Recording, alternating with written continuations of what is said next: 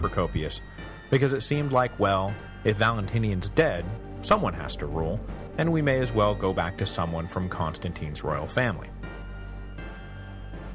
Except, yeah, Valentinian wasn't dead, and neither was Valens. The Western Augustus, as I already mentioned, was all set to march east until he was talked out of it by his advisors. Meanwhile, Valens was at first unsure of what to do.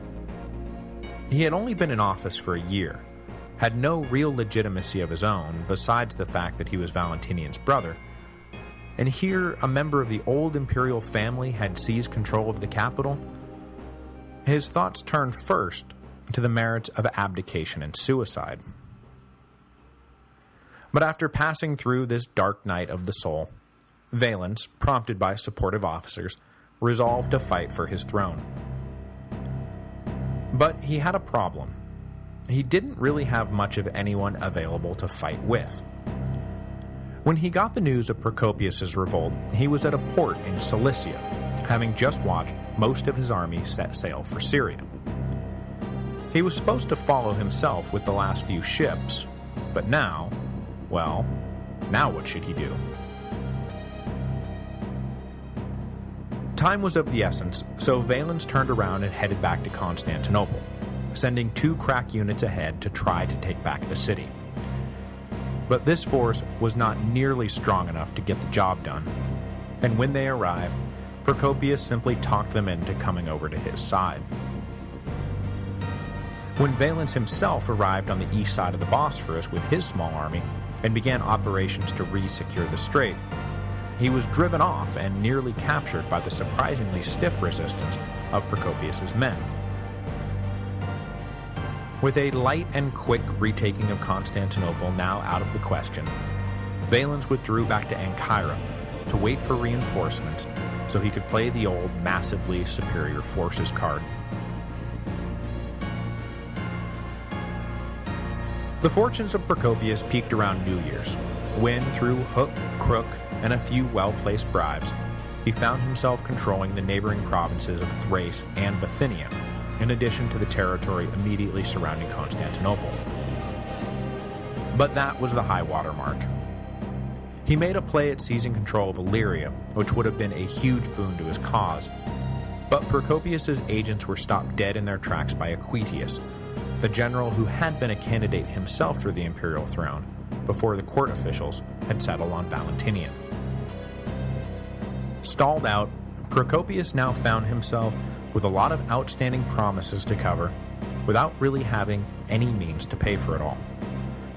So he began focusing all his attention on rounding up wealthy men to help finance his little revolution, rather than focusing on the small matter of the now large army Valens had gathered up in Ancyra.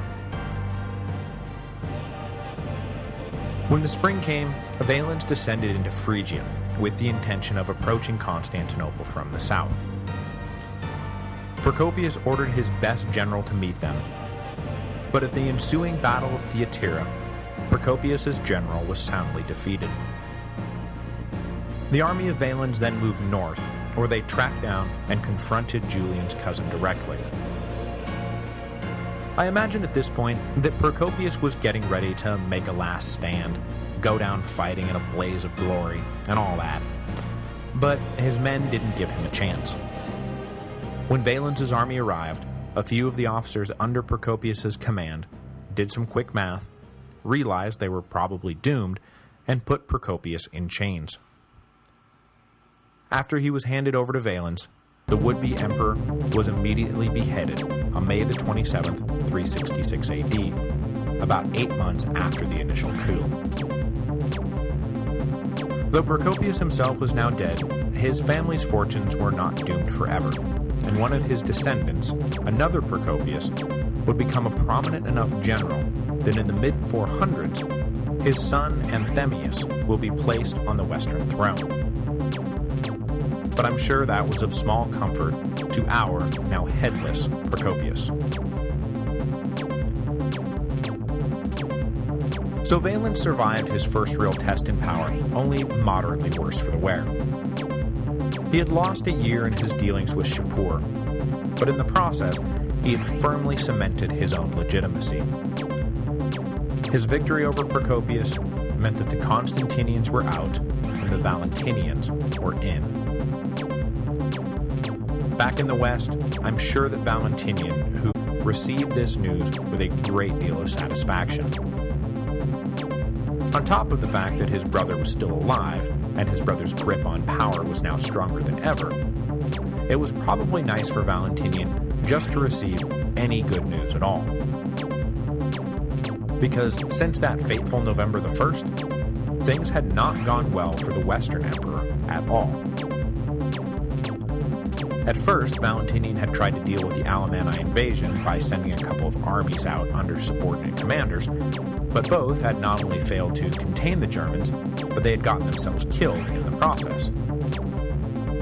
So in the spring of 365, as Valens was marching on Procopius, Valentinian sent out another army, this one headed by his master of the horse. But while this army had not gotten beat, and the master of the horse had not gotten dead, they had proved themselves to be incapable of putting the Germans away.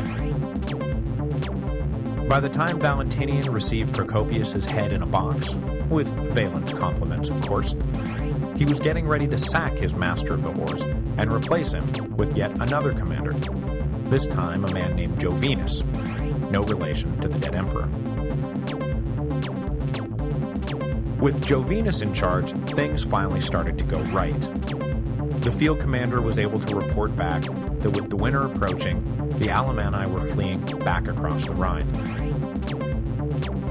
Valentinian's fury over this whole situation had been frustrated by the fact that he had been unable to make any headway against the Germans.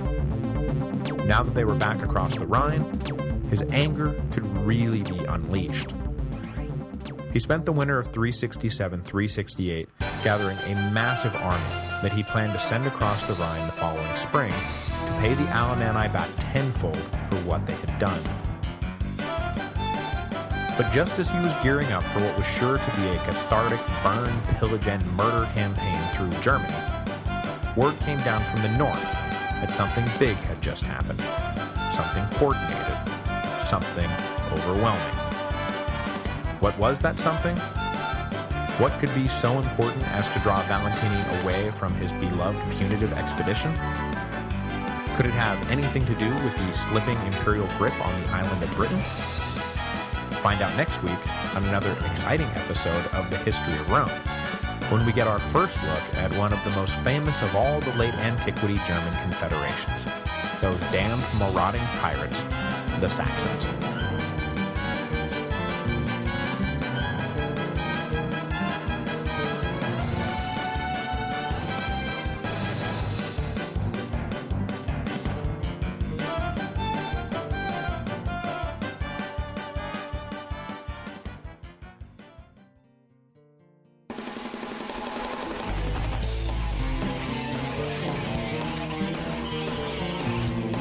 Hello, and welcome to the History of Rome, Episode 149, The Great Conspiracy. Last time, we focused mostly on the brief revolt of Procopius, the last man to wave Constantine's banner.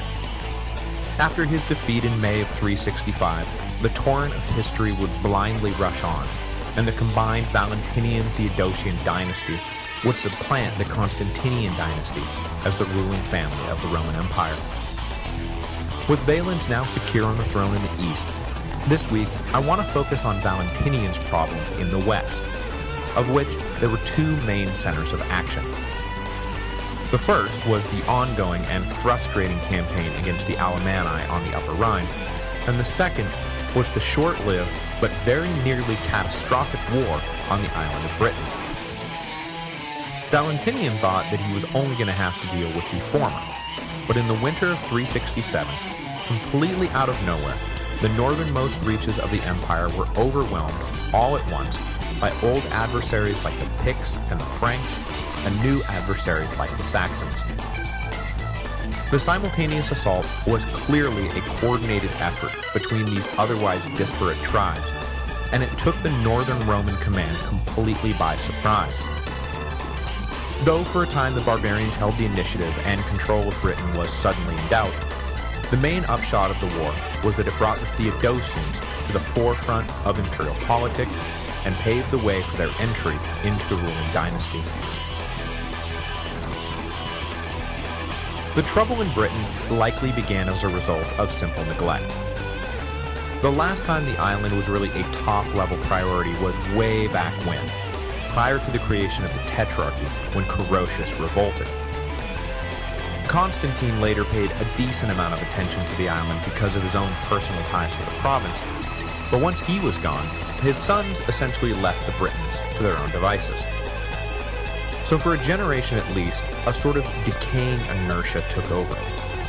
The Roman administration had become one part lazy and one part corrupt. The Roman soldiers were far removed from the main action of the 4th century, and so had no access to the kind of bonuses and donatives enjoyed by other legions. The local citizens were just sort of going through the motions, too Romanized to be considered wild natives, but not Romanized enough to really love the imperial bureaucrats who ruled them. And finally, trade across the English Channel, the lifeblood of the Romano-British economy, was frequently disrupted by opportunistic Franks, or Saxons, a new confederation that we'll get to in a second. The whole thing had just become stagnant, unhappy, and unprofitable. Unfortunately for us, really good details about who started talking to who, when, and why are lacking in the historical record. But it appears that a few of the leaders from a few of the different tribes surrounding Britannia looked at the state of the province and saw a golden opportunity. The barbarian leaders calculated that with the imperial apparatus as atrophied as it was, if it was hit from multiple sides all at once, the chances of it cracking completely were likely pretty high. Then it would just be a matter of marching around and picking up whatever you... This sounded like a pretty good idea to a lot of different people, and so using whatever channels they used to communicate, the Picts up in Caledonia, some tribes from over on Hibernia, Ireland, to you and me, the Franks down on the northern continental coast, and the Saxons from over near the Jutland, agreed to simultaneously invade Britannia. The assumption was that the Romans would not at all be prepared for that kind of coordinated offensive, and, even though assumptions usually make an ass out of you and me, this time the assumption was spot on. The Romans were not at all prepared for that kind of coordinated assault. But before we get into the guts of this thing, I do want to formally introduce the Saxons. Though in the end they are a comparatively minor player in the history of Rome, in the history of the world they are a pretty big deal, as they formed a key part of the German migration that swept into Britain following the collapse of the empire, helping to establish the foundations of modern Anglo-Saxon Britain in the process. In the 300s AD, though, they were little more than a loose collection of German tribesmen who lived at the base of the Jutland, the Danish peninsula that sticks out of the top of mainland Europe like a little periscope. Much less organized than the Franks or the Alemanni, scholars are none too confident about what exactly makes a Saxon at this point in history.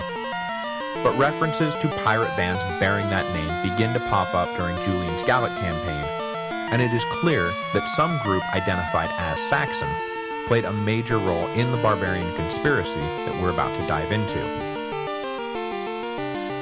On a side note, it is possible that it